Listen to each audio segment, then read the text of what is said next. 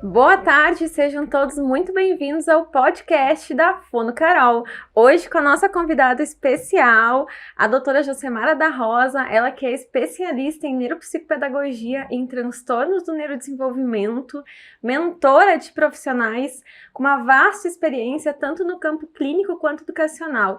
Então, doutora Josemara, seja muito bem-vinda ao podcast. Hoje nós falaremos sobre o parecer do Conselho Nacional de Educação e o Plano Educacional Individualizado. Lembrando que essas gravações do podcast fazem parte de um projeto meu chamado Programa de Conscientização do Autismo. Todo ano eu realizo esse projeto, mas esse ano eu resolvi também disponibilizar as gravações do podcast a fim de capacitar e instrumentalizar familiares, profissionais da educação, da saúde e todas as pessoas que querem aprimorar o seu conhecimento em relação ao autismo. Obrigada, Carol. Eu que agradeço o convite. Boa tarde a todos. É um prazer poder estar falando sobre plano educacional individualizado, visto hoje que é uma demanda emergente nas escolas, a questão da inclusão de todos os alunos, não só os com TEA, mas principalmente os alunos com TEA, visto a amplitude do espectro que nós temos hoje e a adaptação que se faz necessário para que essa criança, adolescente, esse adulto possa ter um aprendizado efetivo e de qualidade. Perfeito, doutora Josemara. Eu gostaria que você trouxesse para nós um pouquinho sobre qual que é o papel do Conselho Nacional de Educação para as pessoas autistas.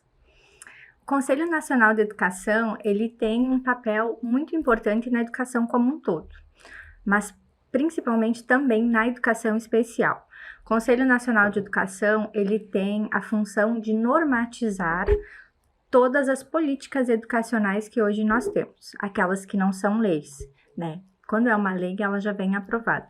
Mas o Conselho Nacional, ele cria resoluções que visa trazer normativas de funcionamento para os diversos serviços que hoje a educação oferece. Então, ele tem o nacional, que tem uma amplitude maior, ele tem o estadual e ele tem o municipal. Ele tem uma hierarquia. Os municípios todos seguem as resoluções estaduais e nacionais. Então, tudo que é homologado pelo Conselho Nacional de Educação, ele tem um poder maior do que simplesmente algo que é homologado pelo Conselho Municipal de Educação ali. E para as pessoas autistas, hoje o Conselho Nacional ele tem se voltado a dar um olhar mais atencioso para as pessoas autistas que estão incluídas nas escolas. Adolescentes, crianças pequenas, na educação infantil, nos anos iniciais. E esse parecer, ele vem com o objetivo de organizar e estruturar toda a legislação que hoje nós temos vigente em relação à inclusão, à educação especial no nosso país. Certo. E quais são os pontos que são abordados nesse parecer? O que solicita que se tenha, né, no plano educacional individualizado, por exemplo? Que a gente sabe que o que diz ali no parecer, principalmente, é em relação ao plano educacional individualizado. Como que deve ser esse plano educacional individualizado? O parecer 050, hoje ele traz todos os aspectos legais que hoje nós temos em termos da educação especial. Ele começa lá na Constituição Federal e vem trazendo tudo que foi regulamentado através de lei ou resolução para organizar o processo de inclusão das pessoas com algum transtorno ou deficiência. Então, ele faz todo esse resgate, ele organiza de forma funcional para que todos tenham conhecimento e ele também organiza todo o processo que deve se dar para efetivar a legislação. A implementação do plano educacional individualizado, né, porque tem um passo a passo, a gente tem uma regulação específica que organiza como deve ser um plano educacional individualizado. As avaliações que devem ser feitas para a implementação e a elaboração desse plano educacional. Ele também fala de todo o processo que deve acontecer após essa elaboração, apresentação para a família, que a família tem esse direito, e ele traz assim uma vasta informação nesse sentido, organizando o processo de adaptação dessa criança. Essa, inclusive, é uma das maiores dúvidas da família. Como deve ser esse plano? Tem instrumentos com validação científica que devem ser aplicados? Não é só uma análise observacional? Gostaria que você explicasse um pouquinho para as famílias, até para elas saberem cobrar um direito que é do filho delas. Como que deve ser, então, esse plano educacional individualizado? Qual que é a estrutura? Que tipo de avaliações devem ser aplicadas? Quanto tempo, né, após o início do ano letivo deve ser apresentado esse plano? Essa é uma ótima pergunta, porque é uma dúvida geral. Eu tenho realizado cursos sobre o PI, Plano Educacional Individualizado, e essa dúvida ela é muito recorrente, tanto da parte das famílias quanto da parte dos profissionais. A gente sabe que a nossa inclusão hoje, ela está engatinhando, né? A legislação por si só, ela tem já alguns anos, porém, na prática, ela ainda ocorre muito pouco. Segundo o parecer, após 30 dias de início de aula, a família tem direito a receber uma cópia desse plano educacional individualizado para que ela consiga acompanhar todo esse processo, segundo o parecer. Está acontecendo na prática? Infelizmente, ainda não. Mas é algo que precisa acontecer e as famílias precisam cobrar esse direito que seu filho tem. Quanto à estrutura do documento, a gente tem que pensar sempre o seguinte: ele tem que ser o mais completo possível e o mais individualizado possível. Ele precisa ter o histórico de identificação dessa criança, onde tenha todos os dados dela. Precisa ter um perfil, a gente chama de perfil do aluno. Nesse perfil, eu preciso ter organizado o histórico realmente dessa criança. Se ela faz acompanhamento com algum profissional, como que ela é em casa, suas preferências, o que ela gosta, se ela tem questões sensoriais, se ela não tem, quais são as suas dificuldades, quais são as suas fragilidades. Precisa estar descrito nesse perfil desse aluno para a gente conhecer realmente ele. Como que a gente vai traçar esse perfil do aluno? Utilizando os instrumentos validados. Porque eu não posso só olhar para a criança e achar que ela precisa de tal coisa, ou eu acho que pode ser dessa forma. Eu sempre brinco, a criança ela não é nossa cobaia, né? Que a gente faz o que a gente acha que vai dar certo. A gente precisa fazer algo que tenha uma validação científica. A gente não vive de achismo, né? Porque eu acho muita coisa, mas como que eu vou comprovar aquilo? Então, a gente precisa ter isso bem estruturado. Hoje, a gente tem alguns instrumentos que é possível que seja utilizado em escola. E muitos professores questionam isso, mas os instrumentos, eles são clínicos. Nem todos os instrumentos são clínicos. Alguns realmente são mais da parte clínica, mas tem instrumentos clínicos que a gente consegue utilizar na escola porque ele não é de domínio somente de profissional da área clínica. Como, por exemplo, o Portage. O Portage é um instrumento de rastreio e de avaliação que ele tem uma validação e a gente consegue avaliar várias áreas e marcos da criança do desenvolvimento e que a gente consegue ter uma base muito boa de como a criança está se desenvolvendo em diferentes áreas. Quando eu realizo a avaliação do Portage, eu já tenho objetivos de aprendizagens definidos ali. Quando eu realizo um IAR, que é uma avaliação específica da educação, e tem muito professor que infelizmente não conhece um instrumento que é educacional, eu já tenho uma avaliação de diferentes habilidades que essa criança tem ou não tem, e como que eu vou desenvolver essas habilidades. Então, eu já tenho objetivos ali. Quando eu realizo uma avaliação em relação a marcos de desenvolvimento, e isso a gente encontra até na carteirinha de vacina das crianças, a gente consegue fazer essa avaliação, eu já tenho vários objetivos. Eu, enquanto professor, e isso é algo que a gente tem discutido muito do professor, dele se apropriar desse conhecimento e dessa autoridade que ele tem em sala de aula, mas isso exige muito conhecimento, ele pode criar um inventário de habilidades acadêmicas, porque ele conhece daquele ano, daquele conteúdo, daquela série. E ele pode estruturar, sim, esse documento e fazer uma avaliação enquanto escola de habilidades acadêmicas que essa criança tem, ou pré-acadêmicas. São alguns dos instrumentos, mas a gente tem muitos outros que podem ser utilizados. Tem o FAST, que pode ser utilizado também. Precisaria um podcast inteiro só para a gente falar dos instrumentos. Bem detalhadamente, né? Mas são alguns que podem ser utilizados. Realizou esse processo de avaliação e construção desse perfil dessa criança, a gente vai para os objetivos. Como eu falei, se você realiza e aplica esses instrumentos, você já tem dados que serão teus objetivos. Longo, médio e curto prazo. Eu sempre gosto de frisar nessa ordem, de longo prazo, de médio prazo e de curto. Não de curto, médio e longo prazo. Né? Vamos pensar nessa pirâmide invertida. Por quê? Se a gente pensar num objetivo educacional, né, vamos pegar aí bem simples, né? Minha criança está no 2º ano do ensino fundamental ali, né, anos iniciais, e eu preciso ensinar para ela os cálculos de multiplicação, né, digamos assim. Então, eu preciso que ela tenha pré-requisito de adição e subtração. Meu objetivo é ensinar que ela faça a multiplicação. Aí os objetivos eles precisam ser bem detalhados, bem claros. Não dá para ser só ensinar multiplicação. O que eu quero ensinar para ela em relação à multiplicação? Pensando em um objetivo acadêmico, mas tem vários outros objetivos que se fazem necessário nesse plano educacional. Se eu quero ensinar para ela a multiplicação de um número até o 5, eu tenho que especificar lá, né, dependendo do nível da criança. Se eu quero ensinar multiplicação com 2 números, eu tenho que especificar lá. Bom, esse é o meu objetivo de longo prazo. Multiplicação com 2 números, digamos assim. O que eu preciso fragmentar? O que eu preciso que ela tenha de pré-requisito para chegar nesse objetivo ao final do ano? Aí eu penso os objetivos de médio. Eu preciso ensinar para ela primeiro multiplicação com um número. Eu tenho objetivo de médio.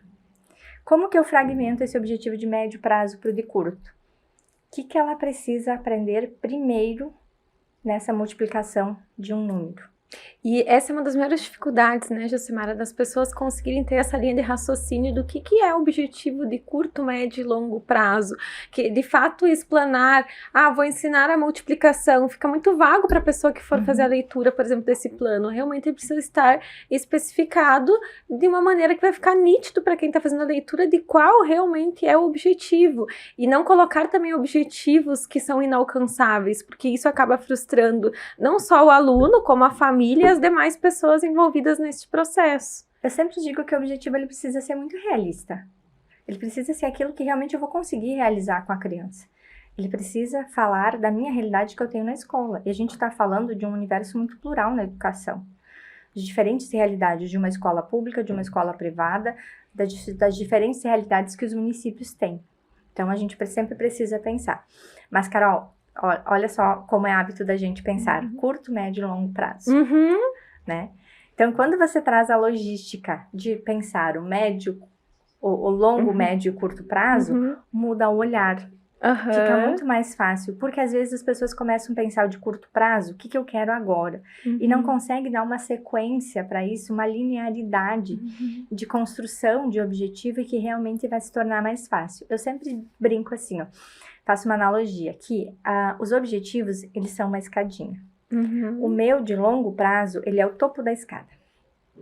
O de médio é o meio, né? E o de curto é cada degrau que eu preciso que ela perpasse para chegar nesse objetivo de longo prazo.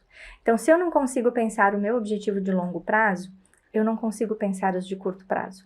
Porque eu vou fragmentando aleatoriamente, sem ter uma linha de raciocínio. Então, a gente sempre tem que pensar primeiro de longo. E esse de longo, eu vou fragmentar ele talvez em 2, 3 objetivos de médio. Esses 2, 3 de médios, eles vão se tornar cada um 2 ou 3 ou 4 objetivos de curto prazo. E ali a gente consegue ir construindo aos pouquinhos e reavaliando sempre. Até me veio um exemplo agora, que recentemente eu fiz uma visita no contexto escolar e observando a criança que eu havia avaliado, ela estava transitando pela sala e não estava fazendo atividade, justamente porque estava num tempo ocioso, porque como a atividade dela não havia sido pensada e estruturada para ele, levando em consideração as suas dificuldades, as suas particularidades, ele com o tempo ocioso ficava transitando.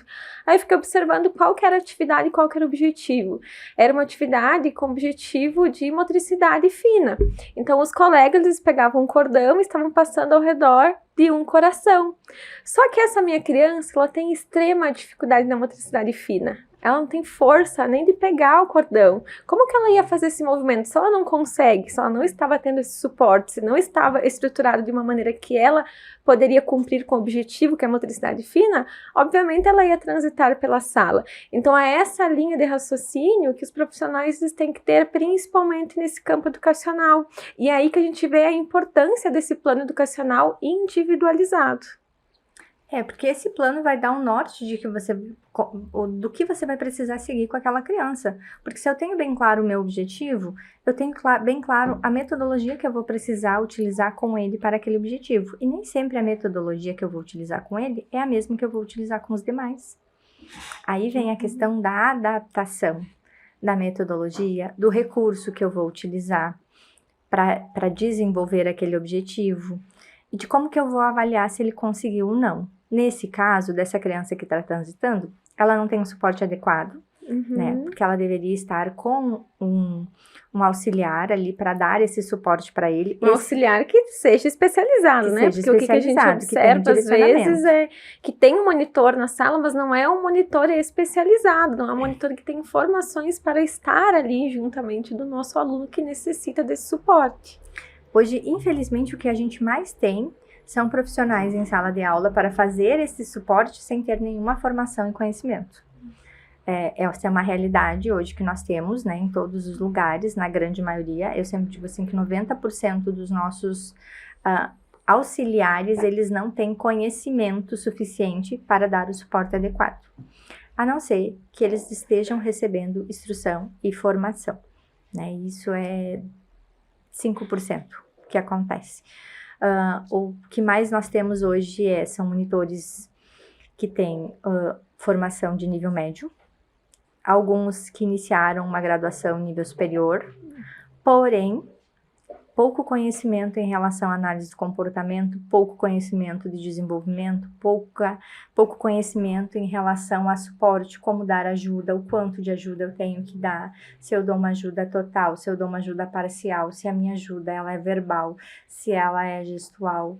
Então, é muito pouco conhecimento mesmo. Inclusive das funções, né? Inclusive das funções do comportamento, porque se a gente não consegue observar qual que é a função do comportamento, é fuga esquiva da demanda, é atencional, é acesso ao item reforçador, é autorregulatório, a gente não consegue intervir adequadamente. Então, aí justifica-se o porquê que o monitor ele tem que ser especializado.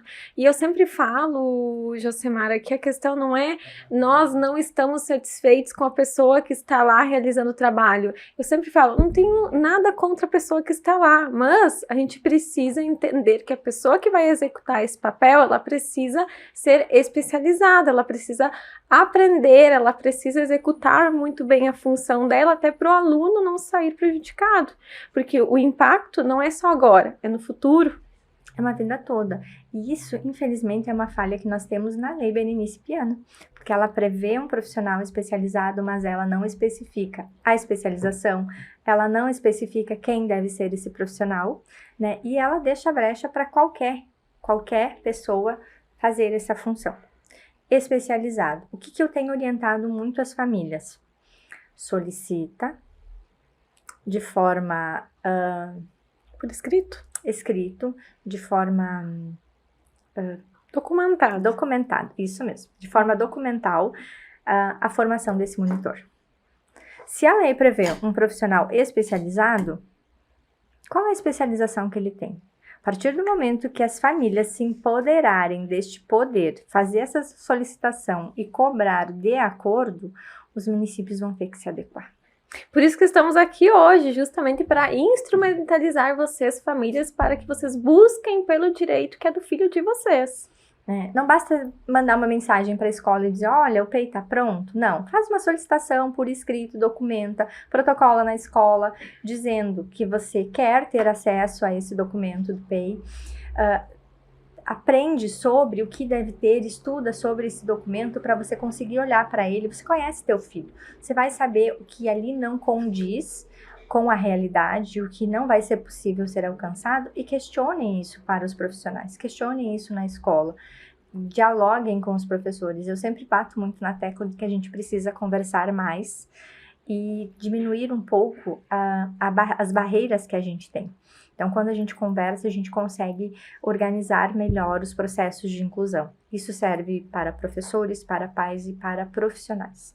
Não é pôr a escola contra a família ou contra os profissionais, é todo mundo trabalhar em conjunto, porque todos nós somos aliados na intervenção, todos nós somos responsáveis pelo desenvolvimento das crianças. E aí, justamente, se a criança está lá no contexto escolar, ela tem acesso ao plano educacional individualizado, ela está conseguindo realizar suas atividades, está tendo um objetivo nessa escola, a gente está garantindo que ela tenha uma melhor qualidade de vida e que ela não tenha tantos impactos, inclusive na sua vida social no futuro, pensando em daqui a pouco ela ter possibilidades, inclusive de estar inseridas no mercado de trabalho. Eu sempre digo assim que nós somos engrenagens, né?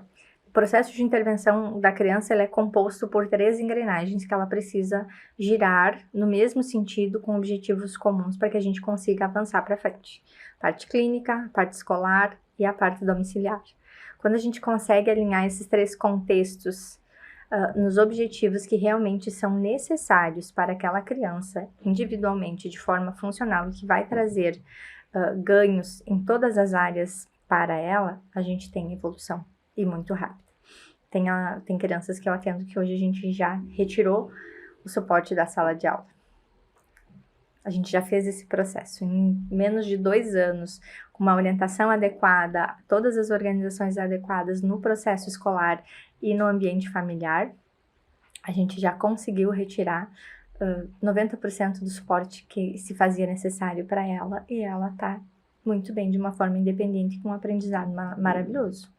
E é tão importante, né, Josemara, toda essa estruturação, a gente pensar na individualidade do aluno. Que eu estive esses dias lá numa escola em Passo Fundo que eu fui atendente terapêutica, durante 4 anos. E aí o menino que eu atendia, que eu era atendente terapêutica dele, ele odiava fazer desenhos e odiava educação física, esse tipo de atividades, porque envolvia o quê? Motricidade fina e ampla, e ele tinha muita dificuldade. Aí, como eu sempre fiz, né, as adaptações juntamente com a escola para que ele pudesse desenvolver as atividades, conseguisse, né, desenvolver essas habilidades que estavam frágeis no seu desenvolvimento, então hoje o que ele mais gosta, os hobbies dele são praticar esportes e desenhar. Porque ficou fácil, né? Fica Exatamente. fácil de realizar quando a gente ultrapassa as barreiras. E às vezes a gente escuta muito dos profissionais assim, mas ele tem preguiça de fazer. Isso é uma frase tão doída. Ele tem preguiça. Nenhuma criança tem preguiça. O que está tendo é um custo muito alto. Ontem ainda eu estava numa escola, adolescente, né? A gente está no ensino médio, 3º ano de ensino médio. E a gente foi para a escola justamente para tentar organizar alguns processos em relação às adaptações de conteúdo, porque não está tendo adaptação. E isso está trazendo muito, muito, muito prejuízo, porque ela é TEA nível 1, tem plena consciência e que ela não está dando conta das demandas, ela tem plena consciência de que ela pode mais, né, mas ela precisa de um suporte e as adaptações não estão acontecendo. Então, ela está sem um suporte na escola, com uma demanda gigantesca mesmo, assim, são textos enormes, são provas imensas, ela tem uma dificuldade maior ainda de compreender questões muito longas. E, na grande maioria das vezes, os enunciados das questões têm 4, 5 linhas. Isso não é uma adaptação. Aí tem acontecido algumas situações em que ela vai questionar e a professora diz a resposta. Isso é limitar muito o potencial desse adolescente. E ele tem consciência disso porque ele quer aprender. Ele não quer a resposta. Limitar e desacreditar esse potencial. Realmente, porque assim, ele tem potencial, por que a gente não vai ensinar de uma maneira que ele aprenda? É que é mais fácil dar resposta. Todos aprendem. Eu sempre digo isso, todos aprendem. A gente só precisa encontrar a forma com que ele aprende. A gente só precisa fazer a adaptação necessária que ele precisa. E hoje pensar o plano educacional é exatamente isso. Vai ter plano educacional na educação infantil? Precisa ter. Vai ter plano educacional nos anos iniciais, nos anos finais, no ensino médio? Precisa ter. E o plano educacional, ele é diferente do plano do AEE, do PAE, que são 2 planos distintos. E isso é uma confusão que muito se acontece hoje. A criança tem PEI? A gente pergunta. Tem. E daí a gente recebe uma cópia do plano do AEE, lá porque ele frequenta a sala do AEE, no contraturno. Não, esse aqui é o plano do AEE. Os objetivos do AEE são diferentes. O atendimento é organizado de uma forma diferente. Da sala regular, lá, as adaptações para aquela criança, individualmente e no contexto coletivo. Porque se eu só faço adaptações individuais e só penso ela na individualidade e não ela inserida na coletividade também, eu não estou incluindo. Eu estou excluindo. Exatamente. Então, eu tenho que pensar o que ela precisa de suporte individualmente, mas para que ela esteja inserida nesse contexto coletivo da sala de aula. Nem sempre eu vou conseguir trabalhar o mesmo conteúdo. E isso é uma grande questão. Às vezes eu vou precisar de uma adaptação que a gente chama de adaptação de grande porte, que é uma adaptação curricular, uma adaptação na estrutura do currículo que a escola tem para aquele ano. Esta adaptação de grande porte, ela precisa ser normatizada no Conselho Municipal de Educação, de como que vai acontecer esse processo. Por isso que é tão importante que a gestão também participe dessa construção do IPI. Porque se o professor da sala regular lá precisar fazer adaptações de grande porte, precisa ter quem vai dar suporte para ele, sustentação em todo esse processo de organização da parte burocrática de tudo isso. Perfeito. Nossa, quanto esclarecedor foi a sua fala, Josi. Acredito que as famílias elas vão ficar bem felizes no momento que estiverem assistindo o podcast, que você trouxe informações riquíssimas aqui para nós hoje. E eu simplesmente te agradeço por isso, porque o que eu recebo por vezes de mensagem pedindo sobre isso, então foi importante inclusive para mim, para eu também me instrumentalizar. Você mesmo me trouxe ali dos objetivos de curto, médio e longo prazo, como eu estava pensando, como que estava sendo a minha linha de raciocínio. Então só tenho realmente a agradecer. Porque, assim, quem vem de escola, a minha base de profissão, ela é a escola. Eu trabalhei na escola por 14 anos. Né? Então eu venho. Eu lembro, te conheço da época da escola. Da época da escola, né? Você me conhece quando eu comecei a atuar como atendente terapêutica domiciliar.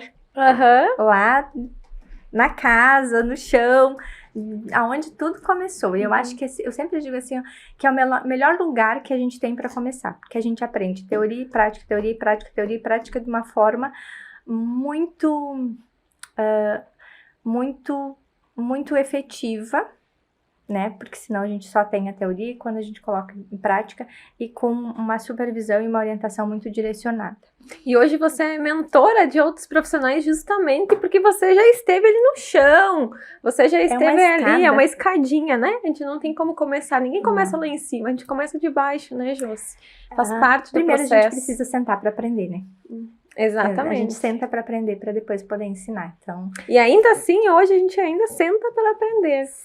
Senta para aprender. A gente senta para aprender a vida toda. Eu acho que é um eterno aprendizado, a gente sempre vai ter coisas novas a aprender, até porque o autismo hoje, ele ainda tem muita pesquisa, ele vai ter muita pesquisa, cada ano mais tem mudanças, tem informação diferente e a gente precisa estar nessa constante evolução de conhecimento das práticas para o dia a dia.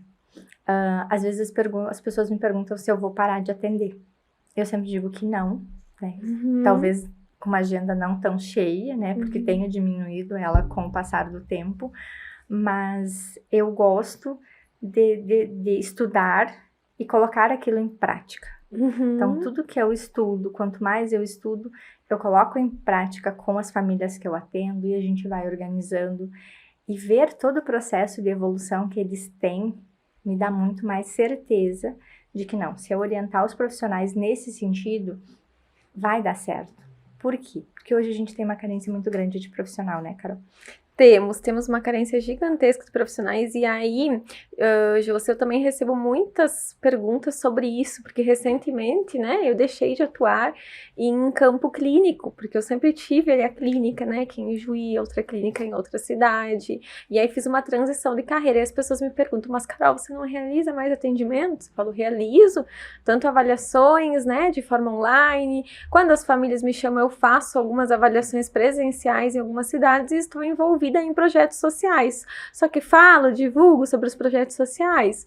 Não divulgo, que eu acho que não tem necessidade de explanar sobre isso quando a gente tem um objetivo, né, de fazer uma busca de ser solidário com o outro, de ajudar justamente em lugares que por vezes não chegam profissionais que têm uma capacitação, não chegam profissionais que de fato vão inserir práticas que são baseadas em evidências naquele contexto. Então, aí que está o meu trabalho. Hoje não faço mais a atuação, né, em uma clínica de forma presencial, mas eu estou envolvida em diversas outras situações que acabam também exercendo a prática profissional, porque eu sempre falo, é o nosso chão.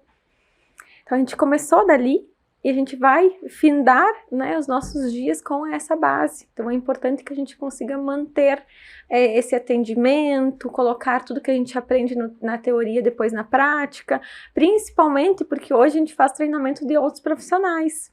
Então, a gente precisa permanecer com esse nosso chão, com essa nossa base.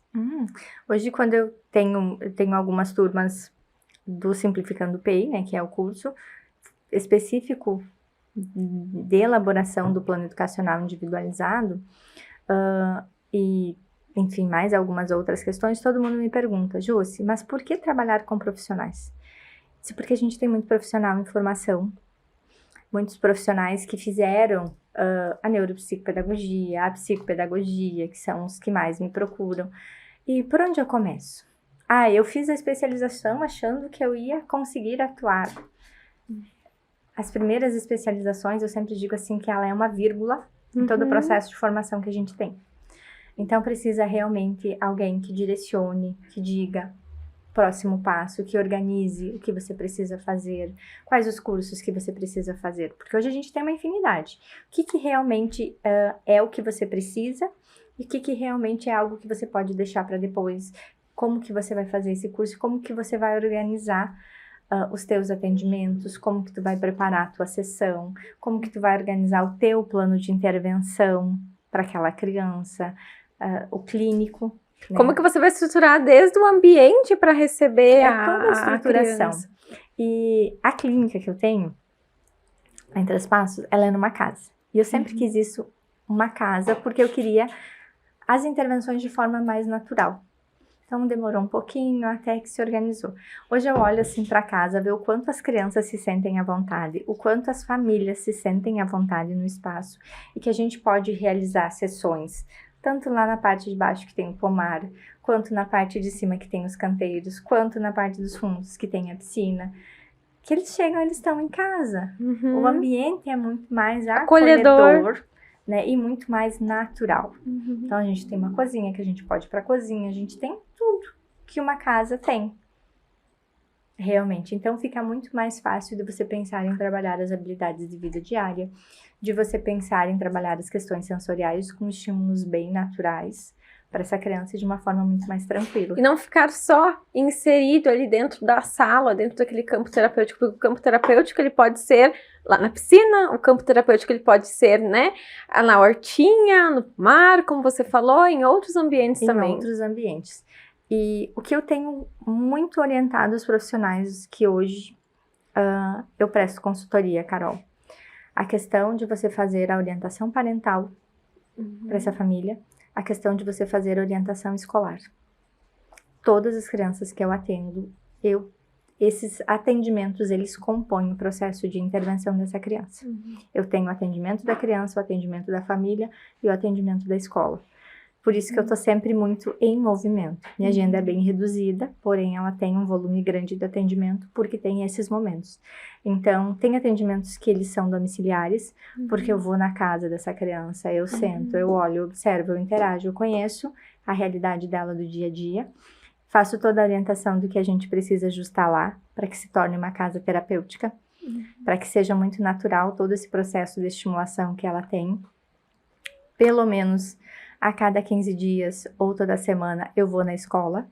Tem um horário com o professor, tem um horário com o monitor, para dar a instrução de todo o que aquela criança precisa de suporte, como que a gente adapta os materiais, como que a gente organiza o plano educacional, o que o monitor vai dar de suporte, o que ele não vai dar, já que hoje a realidade que a gente tem é um monitor de ensino médio, né, ali começando um estagiário. Então, eu já faço toda essa parte de suporte para cada criança. Assim a gente fecha o tripé. E aí, assim, né, Josi, o que a gente observa também hoje no campo clínico é pela falta, né, de profissionais, que a gente tem uma grande demanda e, em contrapartida, poucos profissionais atuando na área do autismo. E aí, o que acontece? O profissional, ele acaba, pega um paciente e outro, lota a agenda, só que não calcula e não pensa que não é só a hora do atendimento, que precisa ter um momento que vai fazer, por vezes, uma visita lá na residência, que vai lá na escola para fazer orientação, que vai observar a criança em outros contextos da sua convivência. Então, eu preciso meramente calcular que não é só essa uma hora de atendimento, ela vai se transformar em 5, pensando na escola, pensando no momento que você vai precisar revisar o plano terapêutico, pensando no momento que você vai ter que instrumentalizar também lá o monitor, porque, vamos supor a minha área da comunicação alternativa. Eu introduzisse com o meu paciente, aí a minha obrigatoriedade é eu capacitar a monitora, eu capacitar a prof, eu capacitar a família. Então, eu tenho que ter essa responsabilidade. Só que se eu não contabilizar esse momento, essa hora lá na escola, eu vou lotar muito a minha agenda e aí eu não vou cumprir com o meu trabalho, com a minha responsabilidade, que é de orientar os outros campos. Não, e fica um atendimento só a porta de consultório para dentro, que eu digo, e que não tem efeito nenhum. Não tem, a gente não tem eficácia com isso. Tem a questão de você fazer relatórios quando vai para outros profissionais. Eu atendo algumas crianças que têm atendimento com fono, com terapeuta ocupacional, né? Então, eu que faço todo esse, digamos assim, essa organização, esse movimento de entrelaçar todas essas terapias de forma conjunta e tá dialogando, de forma que a gente vai orientar essa família, como que a gente vai orientar a escola. Então, é meio que assim, uma coordenação dessa equipe toda que envolve a escola, a família, os outros profissionais, a criança ali que eu atendo. E já chegaram a me questionar assim, mas por que você ainda continua atendendo? Eu disse, porque eu preciso ver ela. Eu preciso ter esse contato individual aqui com ela, justamente para que eu consiga estar avaliando, para que quando eu vá sentar com a fono, a gente consiga dialogar sobre as minhas observações, as observações dela, e em conjunto a gente construir objetivos que ela vai trabalhar, que eu vou trabalhar e que a gente vai trabalhar conjuntamente e que a gente vai passar as orientações para a família, que a gente vai passar para a escola. Então, precisa ter essa interligação. E quando ninguém é uma ilha. Exatamente, ninguém é uma ilha. E quando a gente não faz o trabalho dessa maneira, como consequência, a gente tem uma família que está prejudicada, o nosso paciente que vai estar prejudicado e o profissional em exaustão, porque é isso que acontece. Eu já fui uma profissional exausta, né? Eu já tive a síndrome do trabalho excessivo, justamente por não ter calculado as horas que eu teria que estar para além daquele momento que eu estaria atendendo o atendimento. Então, eu já entrei em exaustão. E hoje eu falo sobre isso abertamente, que eu acho que quem passa por isso precisa explicar para os demais profissionais a importância também desse cuidado, do seu autocuidado. E de saber que trabalho é trabalho, mas a gente também tem uma vida pessoal que a gente precisa reorganizar. Todos os pilares da nossa vida, eles precisam estar muito bem organizados, que é justamente para eu ser uma boa esposa, para eu poder ser uma boa fonoaudióloga, ou ser uma boa mentora. Os pilares da minha vida, eles precisam estar todos muito bem organizados. Hoje eu trabalho com uma agenda fechada de 12 crianças. Todo mundo me olha assim, 12? Mas parece que você trabalha tanto. Eu trabalho muito. São 12 crianças que eu tenho que dar todo o suporte em todos os ambientes que ela está, né? Então, se eu colocar mais crianças do que isso na minha agenda, eu não vou conseguir dar todo o suporte que eu dou. E eu tenho as horas que eu tenho que estudar, eu tenho as horas que eu tenho o meu trabalho com os profissionais, que eu preciso contabilizar ali. E, como você disse, eu também já fui aquela pessoa extremamente atarefada, que colocava o trabalho além de tudo, porque eu sou muito determinada, então eu gosto do meu trabalho, eu gosto de fazer, e hoje até eu vi uma postagem que a maioria das pessoas que tem burnout são as pessoas que fazem o que amam, porque a gente tem uma dificuldade de colocar o limite, né, de parar, mas há bastante tempo eu venho me policiando nesse sentido, mas eu primeiro precisei adoecer para entender que eu precisava reorganizar a minha vida, reorganizar a minha agenda e reorganizar minhas coisas. Então hoje eu tenho, não tenho mais filhos pequenos em casa, né? Mas eu tenho os meus netos, então uma avó de 2 agora, né? Nesse sentido. Então eu precisei encontrar o meu espaço, o meu lugar, me cuidar, trazer para mim uma fala que eu sempre fiz muito para as mães, né? Se cuida para poder cuidar dele, se coloca em primeiro lugar também. Se cuida para cuidar do outro. Do outro, né? A gente precisa estar bem para cuidar do outro, né? E algumas mães me diziam assim, ai, mas por ele eu morro. Eu disse, então viva por ele, né? A gente tem essa frase que é bem clichê. Se cuide, tire o teu tempo, divida essas tarefas. Tem um pai ali que talvez está mais ausente. Chama aquele pai mais para perto. A gente faz muito esse trabalho, tanto eu quanto as gurias lá na clínica, dessa coparticipação na intervenção, né? Tem horas que a gente chama o pai, tem que chamar, a gente chama, diz, ó, a gente precisa de você aqui, precisa sentar aqui no chão, precisa fazer também. Esse é o específico do pai, né? A gente vai inserindo, não de uma forma agressiva, mas de uma forma mais tranquila, a gente vai inserindo o pai naquele processo terapêutico que acontece em casa também. Né? Porque e aí só temos ganhos. Meio na observação ali, né? E a mãe, às vezes, falar não tem o mesmo resultado que a gente, enquanto profissional, tem quando você vai inserindo naturalmente. Perfeito, Josi, perfeito. Amei a nossa conversa, amei nosso bate-papo.